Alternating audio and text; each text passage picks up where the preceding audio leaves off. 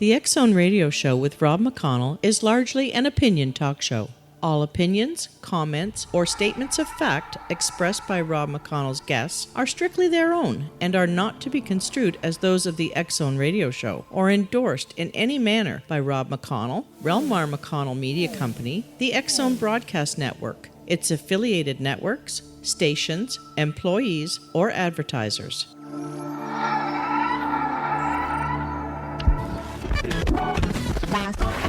All Hit Radio.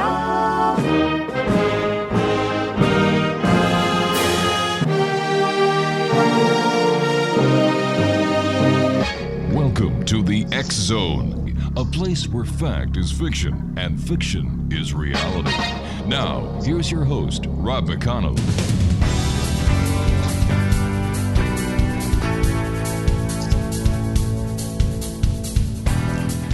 Welcome back, everyone. This is the X-Zone. I am Rob McConnell, coming to you from our broadcast center in Hamilton, Ontario, Canada, on the X-Zone Broadcast Network, Talkstar Radio Network, Mutual Broadcast Network, and iHeartRadio. If you'd like to send an email, X-Zone at xzoneradiotv.com, on all social media sites, X-Zone Radio TV. And to find out about the great programming we have available for you 24/7, 365 on the X-Zone Broadcast Network, visit www.xzbn.net. My guest this hour is Dahlia Schweitzer. She is a pop culture critic and writer, described by renowned author Toby Miller as one of the world's leading analysts of popular culture, and by Vogue as sexy, rebellious, and cool. Dahlia writes about film, television, music, gender, identity, and everything in between. Her work can be found across mainstream, academic, and emergent channels. The Baton Rouge-born novelist, chanteuse, and performance arts studied at the Wesleyan University, lived and worked in New York and Berlin, and moved to Los Angeles to complete her graduate work at the Art Center College of Design and the University of California, Los Angeles. Her forthcoming book, Going Viral, Zombies, Viruses, and the End of the World, explores depictions of pandemics and outbreak narratives in a contemporary American film and television setting. Joining me now is Dahlia Schweitzer. And Dahlia, welcome to the X-Zone. Thank you so much. Listen, I have to ask you, what is it with people and vampires, dead people walking around, viruses, pandemics? What's with the end of the world? You mean why is it such a current fixation? Yeah. Well, I mean, this is one of the more complex questions that I unpack in the book, but a large part of it is just that either subconsciously or consciously, we feel like the world might end in our lifetime, and we want to know what that's going to look like. Another explanation that I have is that people are so fed up with the white noise of contemporary life, with the student loan payments and the credit card bill and your internet and keeping up with Instagram and Facebook and Twitter, that there's this kind of romantic notion of, wouldn't it be great if all of that was gone and all I had to worry about was surviving? Is this just another fad, another phase of society that we're going through? Well, I argue in my book that the outbreak narrative is what's called a film cycle. So unlike genres, which stay the same for decades upon decades, film cycles tend to have a shelf life of around 5 to 10 years, and then they have to get updated. And the fact that they get so routinely updated means that they're going to reflect what's happening off screen in a way that's much more contemporary than a genre film. Like a romantic comedy from 1940 could be remade almost identically in 2018. You just, add some cell phones and email and you're good. Whereas film cycles are very much these kind of like little mini baby genres. And so I do think that right now the fad, to use your word, is the post-apocalyptic outbreak narrative, which is this fixation with, what's the world going to look like when social order has collapsed. But I trace in my book that there are these three distinct kind of waves of the outbreak narrative. And so the first one is the one that really links globalization to spread of contagion. And then after 9/11, it was all about terrorists and terrorists spreading viral outbreaks. And now it's about, the zombies and the end of the world. How realistic, or how much possibility is there in any one of these other two? Because, the terrorist has taken place. We've seen the globalization taking place. There is a possibility of biological warfare. But when it comes to zombies being actually possible, where you see all these zombies walking around even in a post-apocalyptic war, isn't that just science fiction? Well, yes and no. It's science fiction in the sense that I don't envision people rising from the dead anytime soon. But the thing that's fascinating about zombies is they're these sort of metaphorical reflections of stuff that's happening off screen. So I do think we have metaphorical zombies rather than literal zombies. And a metaphorical zombie is anyone who's been dehumanized for any reason. So once someone gets very sick, they're seen as sort of being less human, more expendable, whatever. And so I do think that metaphorical zombies possibly even already exist, depending on what your definition is of a zombie. I mean, the movie Shaun of the Dead has a brilliant title sequence, which is all about how we're already zombies. The capitalism has turned us all into these kind of drones, mindlessly doing our jobs, staring at our phones, etc. So maybe zombies are already around us. Once again, it depends on what your interpretation of a zombie is. Exactly. However, most of the people, when you talk about zombies, are the kind of zombies that you see in The Walking Dead. And I look at it and I shudder. I just shut it right off because I find it nonsensical. And yet my wife, on the other hand, is addicted to it. Is there any statistical analysis that has been done as to who watches these kind of television shows? Is there or is it mostly women, female? Is there any age group categorizing that goes along with this? The most that I've read tends to favor kind of teenage boys, men in their sort of like early 20s and 30s as generally being the target audience for zombie movies. But I think you bring up an interesting point, which is that The Walking Dead isn't a traditional zombie movie. And so I think its demographic is going to be different because it's a show it's about zombies, but it's kind of not really about zombies. And the real monsters in The Walking Dead over and over again end up being the humans. Yeah. And then one of the sort of subliminal or kind of like a sub theme in the TV show is the blurring of the line between humans and zombies. So the whole idea that everyone's already infected with the virus that's going to turn them into zombies is also interesting because, again, it's not the traditional, where there's like a sharp divider between who is a zombie and who is a human. So I think The Walking Dead probably has a different demographic because it's coming at the zombie question from a very different perspective. Does society's fear of biological warfare on a global scale, does this feed into the zombie genre's success? 100%. I think zombies, again, as I said, they're sort of like these metaphorical ciphers where they reflect stuff that's anxieties that are happening off screen. And I think zombies manage to combine our fears of disease with our fears of terrorism, because zombies, as they've been portrayed since 28 Days Later, are, spreaders of infection, right? So the zombie condition is seen as being a virus. And you get this over and over again in, The Walking Dead, as we mentioned, but also World War Z, I Am Legend, Zombieland. All these movies are very much about zombies and infection. And then, of course, zombies are terrorists, right? Because terrorists don't follow any sort of rule of warfare, right? So the idea is, if there's a quote-unquote organized war, if there can be such a thing, it's going to be geographically contained and it'll be temporally contained. So like once the war is over, the war is over. But terrorism, just like contagion, doesn't follow any rules. So it can happen anywhere at any time. And so the zombie really manages to sort of combine both those fears into one package. So just tell me, should we be afraid of the possibility of worldwide pandemics and viruses?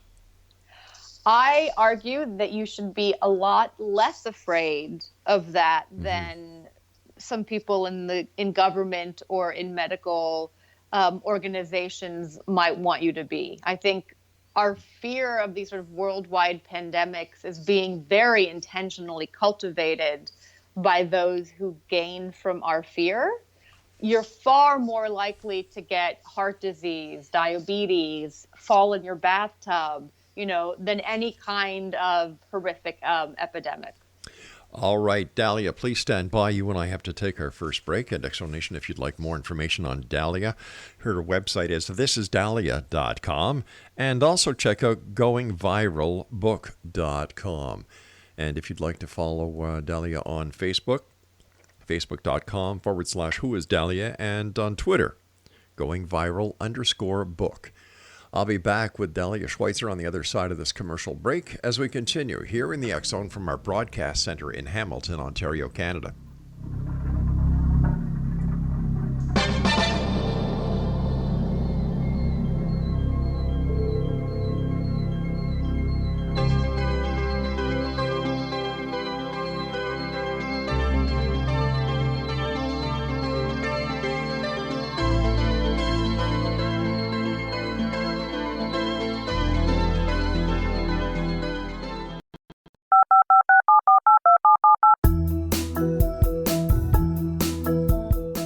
Did you know that when you're on the road with limited data or Wi-Fi, you can still listen to the X Zone radio show with Rob McConnell, The Science of Magic with Gwilda Wiyaka, X-1, Dimension X, Space Patrol, and every minute of the X Zone broadcast network by calling 213-401-0080, courtesy of Audio Now. No smartphone, app, or internet needed. It saves your data plan and it's free if you have unlimited minutes. Call 213-401-0080 to listen on any phone, anytime, anywhere. Remember 213-401-0080 for the best of the paranormal, parapsychology, and sci-fi radio programming anywhere, 24/7, 365.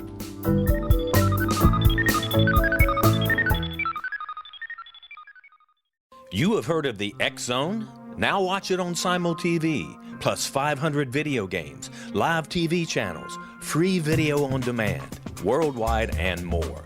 Does this sound like tomorrow's television? Well, it is, but you can have it today, right now. It is Simul TV. Simul TV offers what the others only wish they could provide. 15 exclusive channels like X Zone, sci-fi, and horror. We are worldwide. No other provider offers that. 500 built-in video games. No need to have an extra expensive system. We have them included. Free video on demand. Live streaming events from around the world. Interactive online network, and much more.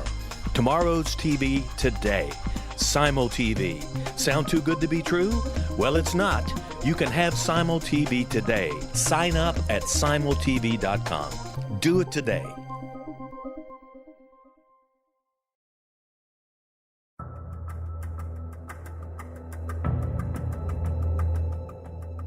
Modern Esoteric, Beyond Our Senses by Brad Olson, consummates the lifeology story about where humanity originates. It is the lost continents, the primitive wisdom, the mythos of creation, and the rethinking of ancient history as we are taught in academia. There is much more to the story than what we have been told. As this is the first book in the Esoteric series, Modern Esoteric starts at the beginning of time and accelerates up to this modern age. Future Esoteric is book 2 in the series and takes a forward-looking position ahead of today with an open and honest examination of the ET issue and various unexplained phenomena. To discover the writings of author Brad Olson, visit www.bradolson.com. That's www.bradolson.com.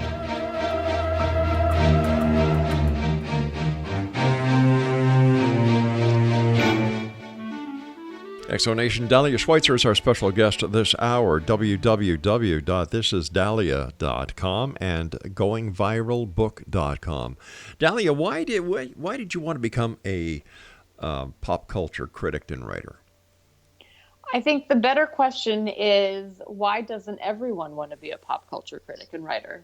All right. Why doesn't everyone want to be a pop? I mean, for me, that is the way that I make sense of the world. Mm-hmm. So I am mystified by people who do not need to do that to make sense of the world.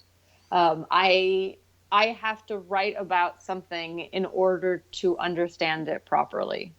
And I'm fascinated by popular culture because I feel like popular culture is this incredibly accurate barometer of what's going on inside people's heads at any moment in time. So if you want to understand America in the mid-90s, what better way to do so than by looking at film and television? But there's a big difference between the 90s and the 2000s because the internet is much more advanced. You have the advent of more technologically advanced iPhones. It's a totally different culture. Agreed. And I talk about that in my book when I compare the movie Outbreak from 1995 with Contagion, which was released in 2011. And it's really interesting to kind of do this comparison. And you can see, how technology has permeated so much of our lives, how it's impacted social interaction. Another interesting comparison that I do in my book is I look at the original Andromeda Strain, which was released in 1971, and I compare it to the remake that was released in 2008. And so you can see, just by virtue of what things stay the same and what things change, how things have evolved off screen. So again, if you wanted to do a compare and contrast between, the mid 1990s and today, I can't think of a better way to do that than by comparing TV shows or movies. Before we were talking about the viruses and so on, and the fear factor, and it seemed, from what I was gathering, that we put a lot of blame on the government and the power to be when it comes to the real fear of these diseases or the alleged diseases, and how they would affect humanity and society. But doesn't the media play a major part in that? The media does, and again, I'm not so sure that I would use the word blame so much as I ask people to be more critical consumers of information. And I think the media and the government will work hand in hand to further their own specific agendas, right? So it's like, everybody wants money, right? It all comes down to money at the end of the day. So the government wants you to be afraid of certain things or work up about certain things so that they can then do stuff like the Patriot Act, or they can increase funding for research on some specific virus or whatever. Because basically, if people are afraid, it's much easier to control them, to tell them what to do, etc. And Hollywood and media, and by media I talk about, both journalists and sort of fictional entertainment, they want to make money. I mean, that's just the way of the world, right? So you're not going to see a headline that says, one man has Ebola in San Diego, right? The headline's going to say Ebola outbreak in San Diego, because that's the way the world works. And I'm not going to fault the journalist or the newspaper for the sort of sensational headline, because that's how it works. It may be that's the way it works, but that's not integrity in journalism then. Oh, for sure, of course. But I mean, I think looking for integrity in journalism these days is like looking for a needle in a haystack. But isn't that society's fault? Because society wants sensationalism. Society wants that thrill factor. And we all know that if it don't bleed, it don't lead when it comes to journalism. Yes. And that I do agree with you. And that I think that is, and you talked about how society has changed, now as a result of the internet. And I think that one backlash to that is that our attention spans are now minuscule, right? And so we need headlines, information that's even more sensational to catch our attention. And if there's an article that's too long, we're probably not going to read it. So we're going to get these very sort of miniature soundbite types of articles which are basically just going to give, the sensational facts without providing the true complexity of the issue. So what's the sense of doing it then? What's the sense of reading it? What's the sense of getting involved in the social media if it's nothing else but a bunch of bunk? Well, there are a lot of people who are saying, down with Facebook. Yeah, I'm one of them. I think it's important to be discerning in where you get your news, and so I think it's important to take the responsibility as a consumer of news to make sure that the outlets that you visit provide you with the sort of complex nuance that some other outlets leave out. And the same would go with the news media. For example, if you want to hear President Trump get trashed 7/24, 365, just turn on CNN. I never watch news on TV because I feel like news on TV is always sort of, sound bites and overly sensationalized. Yep, that is so true. So how do we change things? Can we change things? Are we too involved? Has the computer industry taken control of our souls that we are stuck with them for the rest of eternity? Or does humanity have the ability to say, hey, I don't want this crap. I can live without it. Bang. The optimist in me hopes that at least some members of humanity can make that move, and it might just be as little as, again, don't get your news from Facebook. Learn to, do your own research to find nuanced information that might not be, the first available news source. And then I think, I'm as guilty of this as many other people, but I think it's also important to kind of unplug and just not get swept up in the echo chamber that the internet can be these days. There's a lot of conspiracy theories out there. There are. And my personal opinion of the internet is that it is the biggest septic tank that man has ever created because there's more crap in it than there is anything else. This is true. So when you've got all these conspiracy theories and some of the information is downright stupid, but people buy into it. I think that this goes back to we're losing our ability to think critically. And this goes back to, people getting swept up in these sort of sensational news, and I have that word in air quotes, news items that are, as you said, completely implausible. But it's like, oh, it's got a catchy headline, so I'm going to share it on Facebook. Or, it may be the quote unquote news article showed up on some random person's blog, but I'm just going to assume that, oh yeah, this is totally true, rather than taking the 5 seconds to research it and look it up and say, has this been verified by other news sources, et cetera? So I think a lot of it is just kind of laziness. Based on the work that you do, what are some of the top conspiracy theories that are out there? I had an interview about a month ago with a host who firmly believed that zombies do exist, and we just don't know about it because the government is hiding it from us. So that was pretty amusing. And I also continue to be fascinated by 9/11 conspiracy theories. Do you really think it's possible that the government of the United States could actually hide or suppress all the evidence that would be necessary in order for this to be a fact instead of a conspiracy theory? Oh, not at all. Not at all. I just thought you were asking, which conspiracy theories do I find the most interesting? Not necessarily the ones that I believe. Okay. Well, what are the ones you believe then? That's a good question. I think one thing that I have learned from my research is to just be a little bit more skeptical about things the government is telling you that you should do, or that the Centers for Disease Control are telling you that you should do. This is not to say that, I'm against vaccinations for infants and all that. Like, I'm totally pro-vaccines. But I do kind of take a lot of stuff that our government says with a grain of salt. And I'm sure I'm going to get in hot water over this, but I have some very mixed feelings about the flu shot. Yeah, a lot of people do, including my wife, who is a nurse.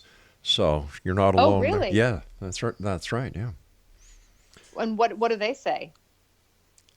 She said it's a bunch of bunk. That's what Right. she says. Yeah, she says, mind you, I myself, I get it. Right. And knock on wood, it certainly has helped me through the flu seasons. But you and I have to take another break at the bottom of the hour for the news.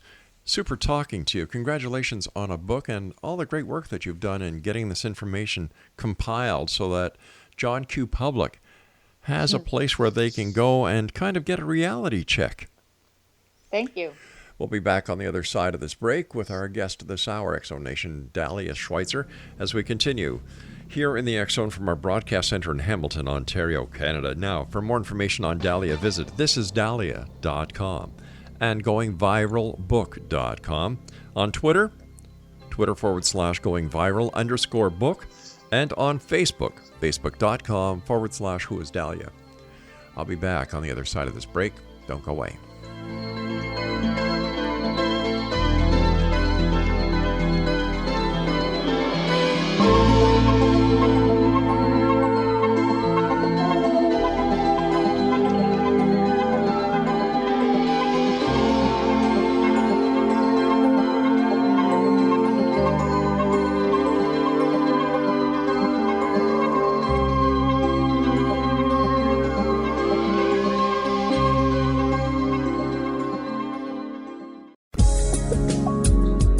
From our broadcast studios in Hamilton, Ontario, Canada, to the world and beyond, you're watching the X Zone Broadcast Network, www.xzbn.net.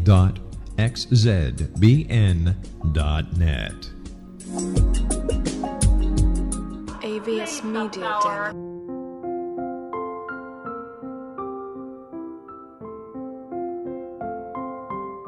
I am Dr. Carl O'Helvey, founder, president of a new cancer foundation focusing on evidence-based physical, mental, and spiritual interventions, including natural cancer cures, prayer, meditation, affirmations, nutrition, and other related holistic cancer prevention and cure modalities. These are used in cancer education, research, and financing care. I ask for your help to continue this important work by donating at www.holisticcancerfoundation.com.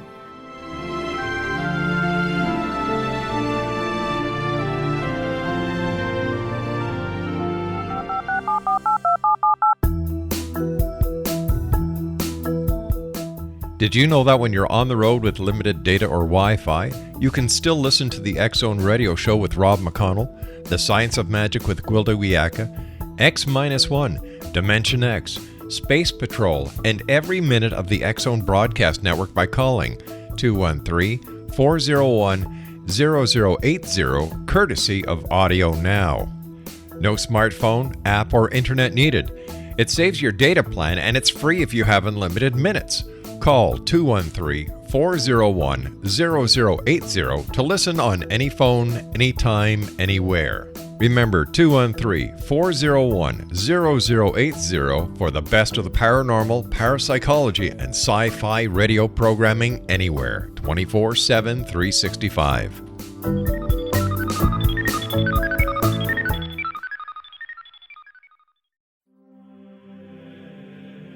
Rob McConnell here, presenting an overview for Nicholas Paul Jennings, author of a fascinating book, Amen.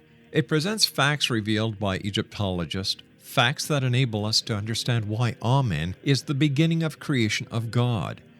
It provides recommendations for religious leaders of the major religions to unify their beliefs and teach the Word of God. Love one another. Amen informs people how mankind conceived God. It was the Egyptians that developed the concepts of a soul, a hereafter, and Son of God. And finally, after the worship of many gods, they conceived the belief in one universal God, the maker of all there is. For more information, visit www.futureofgodamen.com. That's www.futureofgodamen.com.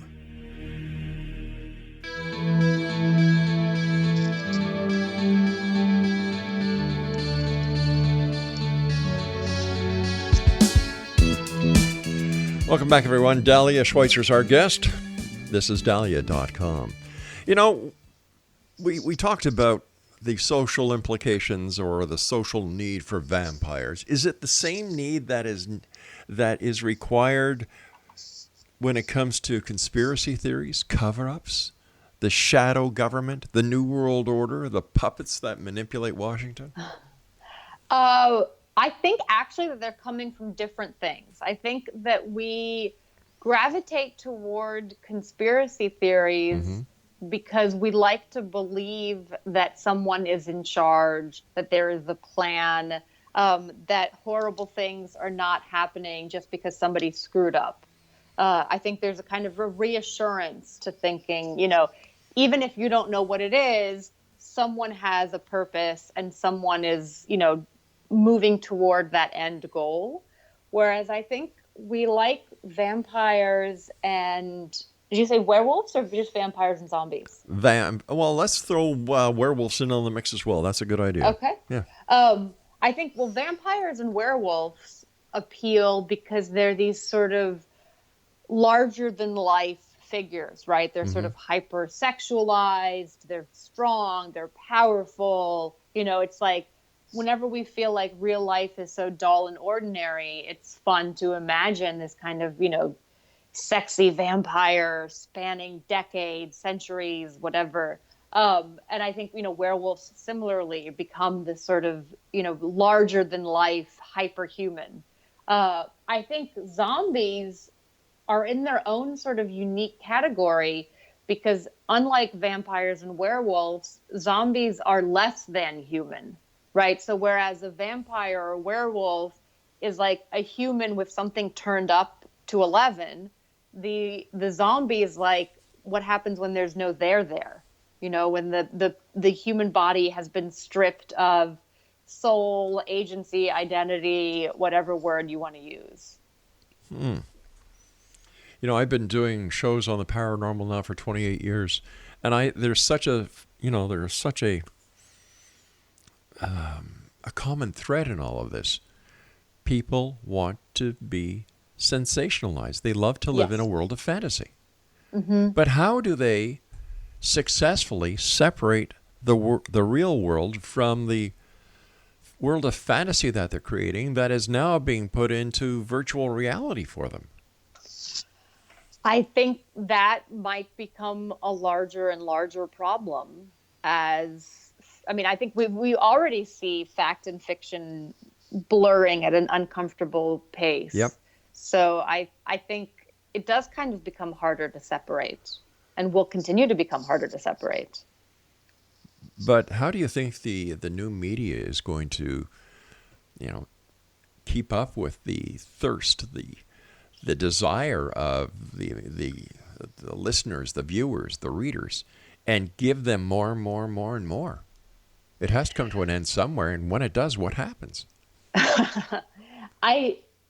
Eventually it'll come to an end. I don't see that end anywhere in the near future. And I think what's going to happen is we just see these narratives unfolding on more and more platforms and becoming more and more interactive. You know, so we've got video games now that have bigger budgets than movies. We have, you know, games for your phone where you can fight a viral outbreak while you're standing in line at the bank. So I think this is just it's going to continue in that direction. It's going to continue to become more pervasive and more interactive. Based on the research that you have done, have you been able to do any correlation between the new media and the breakup of the family unit? I haven't engaged with that question directly, but I do think that it's a non-negotiable thing that's happening. And I think you do see this sort of estrangement that happens as a result of technology, and that plays out in the movie Contagion, for instance, where people keep getting important news through the phone rather than in person, and people are communicating via text message rather than in person. And so you have this move toward the phone as an interface rather than interpersonal communications. And so how could that not lead to the breakdown of the family? My question is, what is going to happen the next time there's a solar flare? And, I don't know. What do you think? Well, I'll tell you what I think based on personal experience. It was about 10 years ago when there was a solar flare that took out the power grid throughout upstate New York and upstate Pennsylvania and throughout the province of Ontario and Quebec. Wow. For how long? It was, we were without power 8-9 days. Oh, my God. And I was very comfortable with it. Because number one, I always make sure we have copper lined telephones in the house. Rule number one.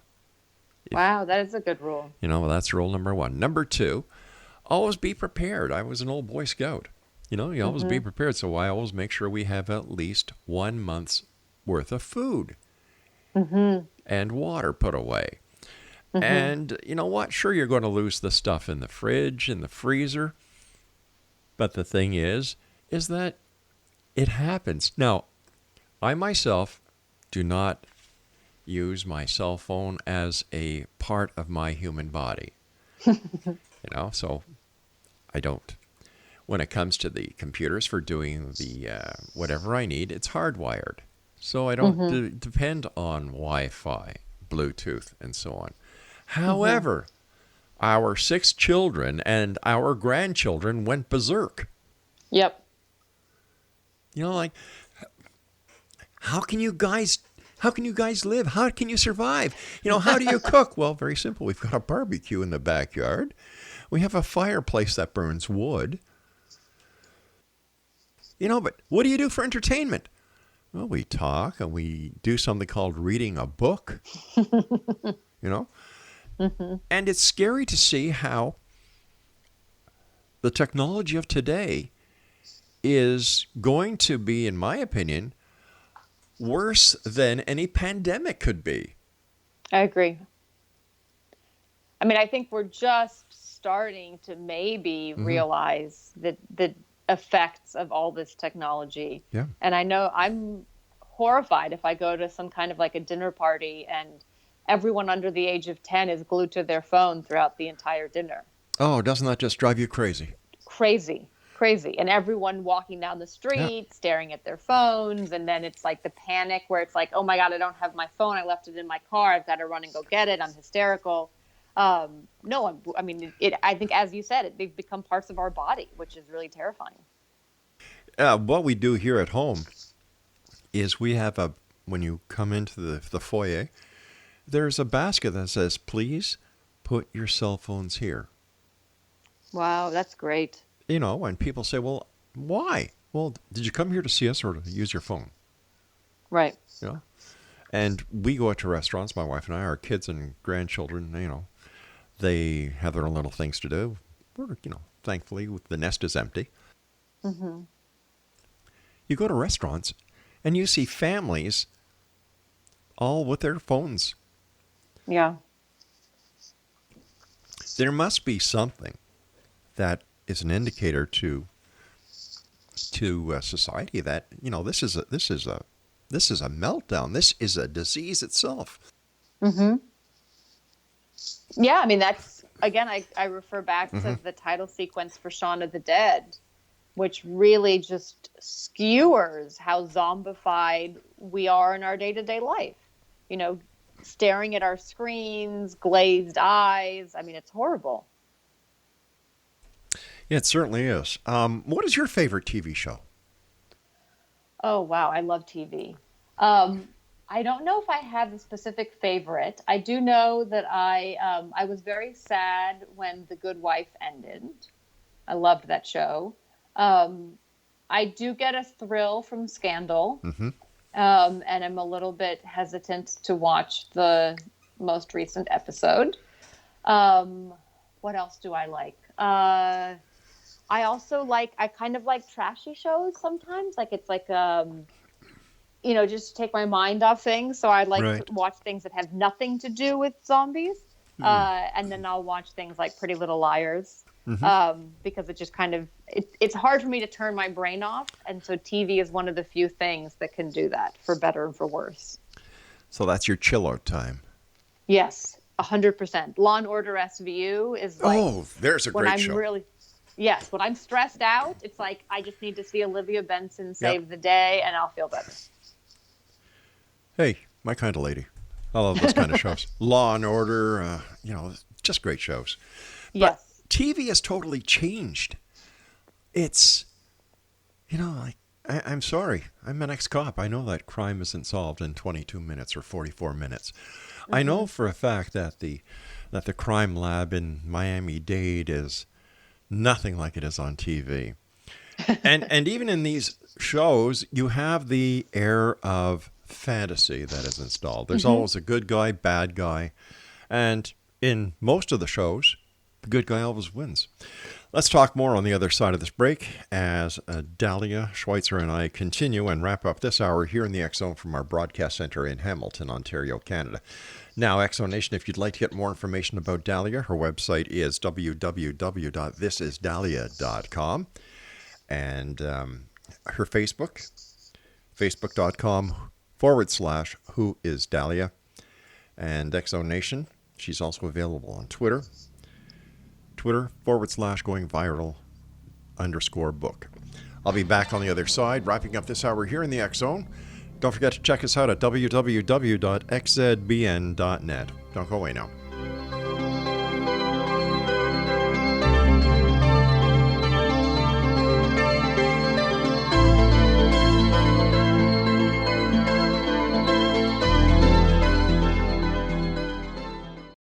You have heard of the X Zone? Now watch it on Simul TV, plus 500 video games, live TV channels, free video on demand, worldwide, and more.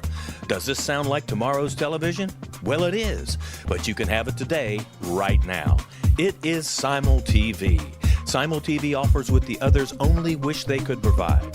15 exclusive channels like X Zone, sci-fi, and horror. We are worldwide. No other provider offers that. 500 built-in video games. No need to have an extra expensive system.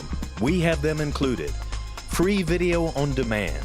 Live streaming events from around the world. Interactive online network, and much more. Tomorrow's TV today. Simul TV. Sound too good to be true? Well, it's not.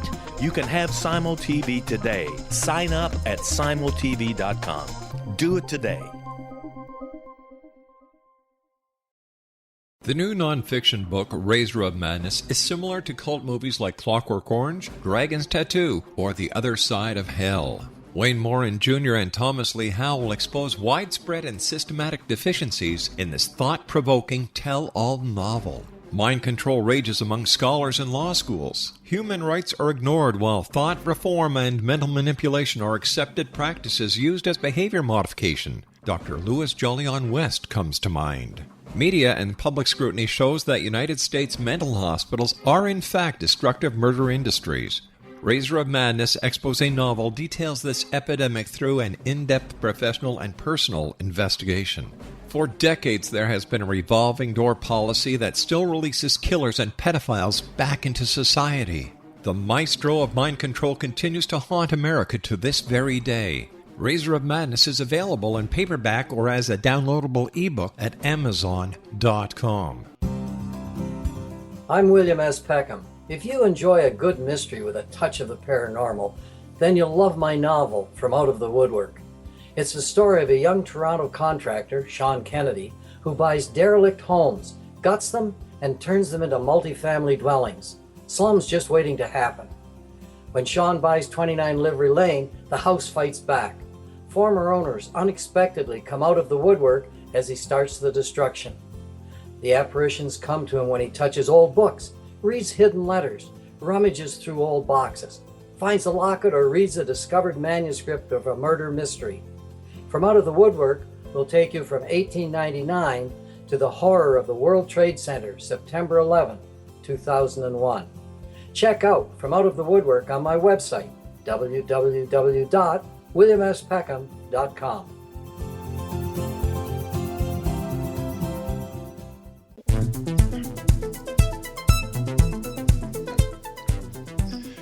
All right, Exonation, this is the deal. From 28 days later to 24 to The Walking Dead, movies, TV shows, and books are filled with zombies, viruses, bioengineered,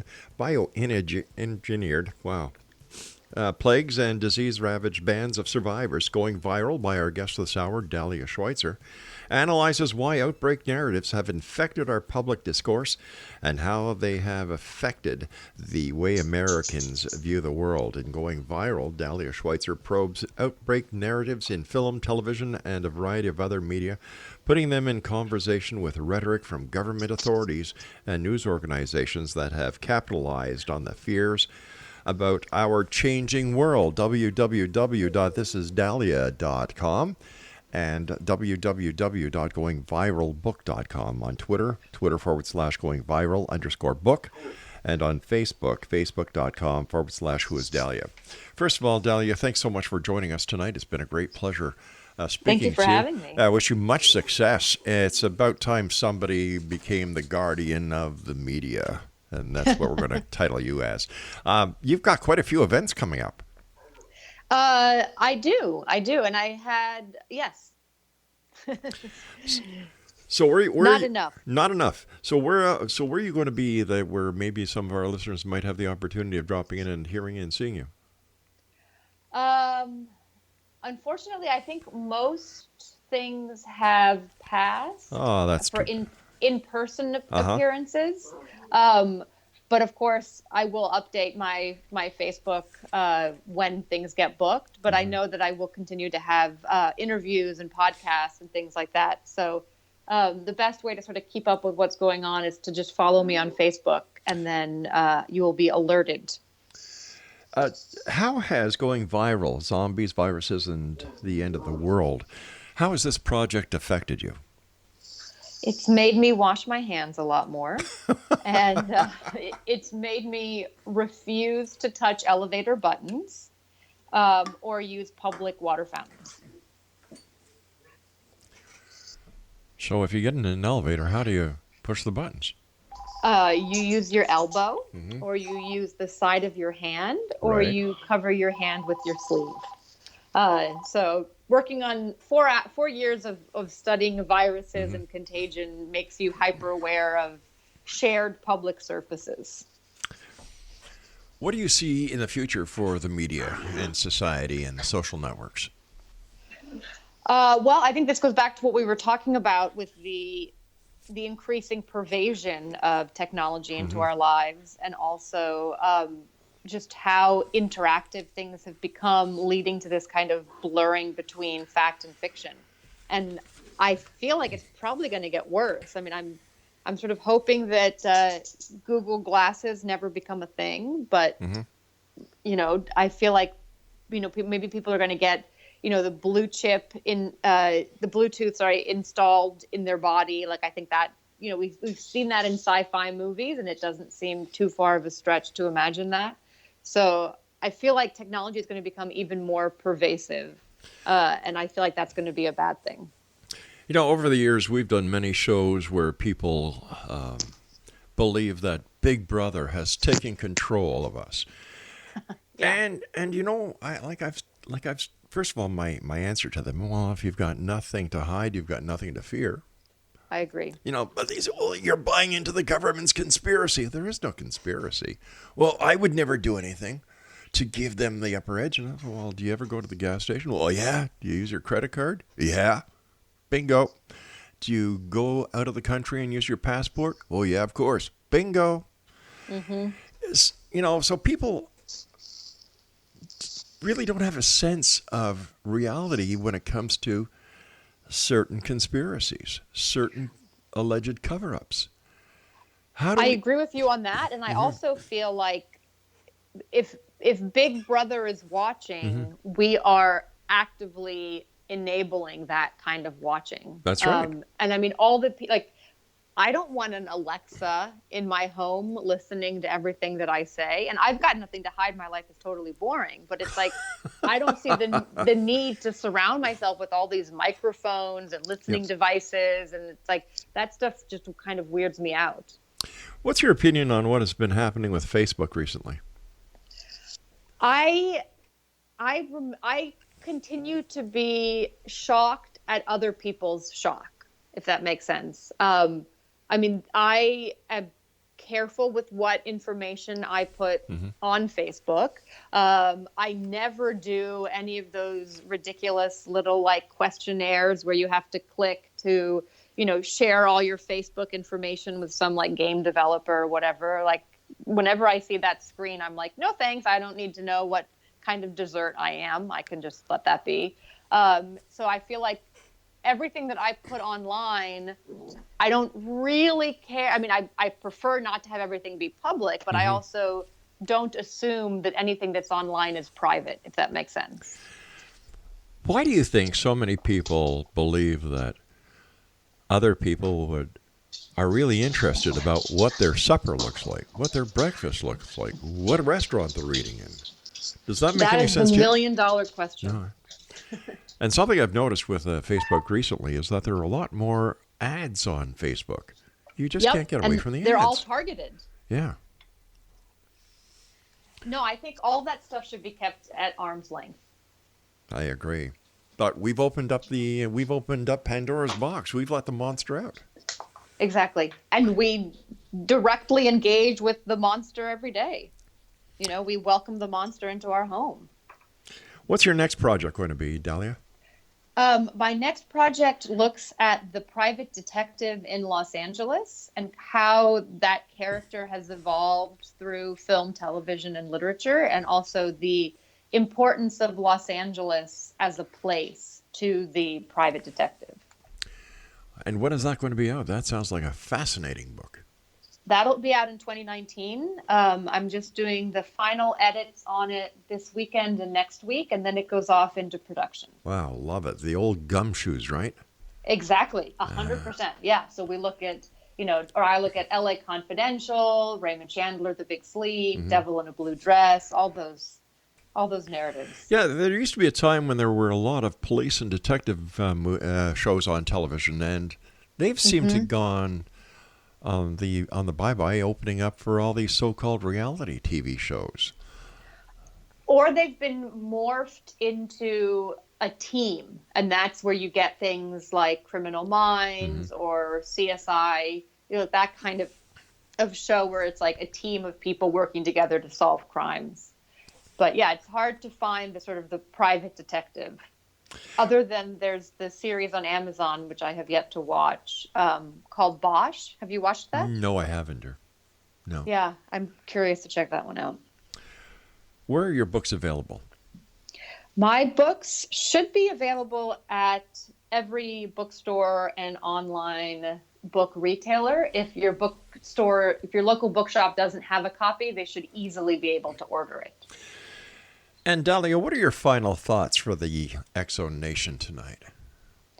I did realize I wasn't prepared for your question about favorite TV shows, and I do want to really do a little plug for the TV show iZombie, because I feel like your listeners might get a kick out of it, and I think it's a far smarter show than The Walking Dead, and really looks at all these sort of complex questions that are brought to light when you have zombies living among us. So I plug iZombie for your listeners. iZombie. All right, I'm going to have to let my wife know about that one if she doesn't know about it already. 1 through 3 are on Netflix, or at least they are in the States. So I feel like it should be fairly easy to catch up. With Netflix and Amazon Prime, how do you think that they are going to be changing the media scene? Well, there's going to be much more competition because they are all about creating original content. So Amazon, Hulu, and Netflix are no longer just going to be these platforms for sharing content that other people have created. Now they're direct competitors with networks like CBS, NBC, ABC. So it's really diversifying the playing field. Speaking about Amazon, do you think Amazon is getting too powerful for its own good? That's actually a good question. And full disclosure, I am an Amazon Prime member, and love the luxury of not having to run errands in person. But I also lament the rise of these insanely powerful corporations, and I do think that it's probably doing a lot of bad things for our economy, as well as it's putting a lot of people out of work. Yes, well, exactly, yeah. Right. Yeah, so I mean, I do love the local shops, and I try to patronize them whenever I can. I just also detest running errands. Who doesn't, my dear? Who doesn't? Dahlia, I will thank you so much for joining us. I wish you much continued success. And if we could have the opportunity of having you back on the show when your new book comes out, we would love to have it. I would love to be on it. Dahlia, take care of yourself. And Exo Nation, if you'd like more information about our guest this hour, Dahlia Schweitzer, here it is. Make sure you take all these notes down, okay, guys? I'll give you a second to get your pencil and paper. Da-da-da-da-da. All right, time's up. Here's her websites, www.thisisdahlia.com. That's www.thisisdahlia.com. www.goingviralbook.com. On Twitter, Twitter/goingviral_book. Facebook, facebook.com/whoisdahlia. And her books are available at bookstores, Target, Amazon, and everywhere else that fine books are sold, online and brick and mortar. We'll be back on the other side of the news as we continue here in the X Zone from our broadcast center in Hamilton, Ontario, Canada. My name is Rob McConnell. Don't go away, and I love dogs.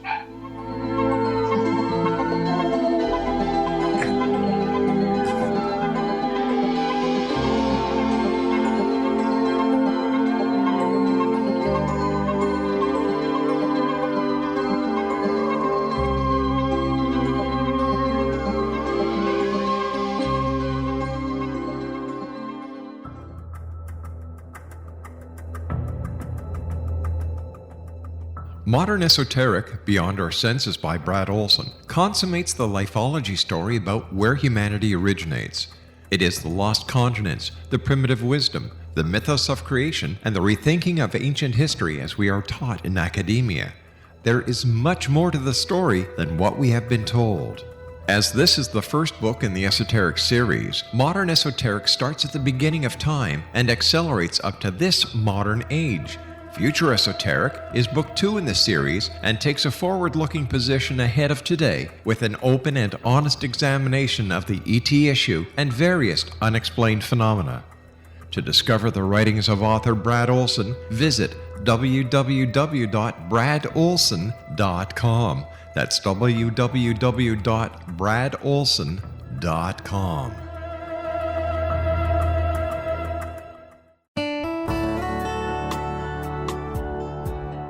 Are you or is someone you know struggling with addictions, depression, anxiety, relationships, low self-esteem, lack of confidence, grief, success, and prosperity?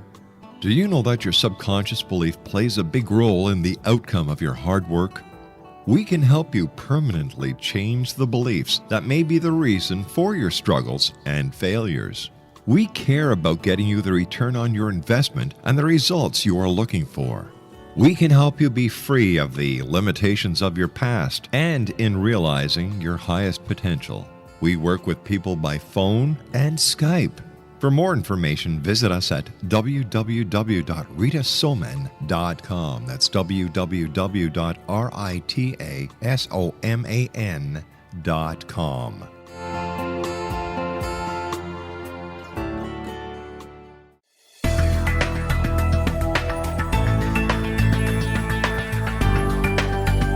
Do you think you have energy problems in your home? Do you feel better when you're away than when you're home?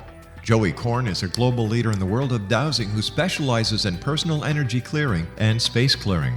He can help you create an ideal energy environment in your home no matter where you live in the world. Learn about his remote spiritual house cleaning services and much more at www.dowsers.com. You can get Joey's book, Dowsing, A Path to Enlightenment, as well as other dowsing books and tools, Kabbalah books, and Walter Russell books. Joey's work is really amazing. Go to dowsers.com right now. That's DOWSERS.com, or call 1-877-DOWSING. That's 1-877-369-7464.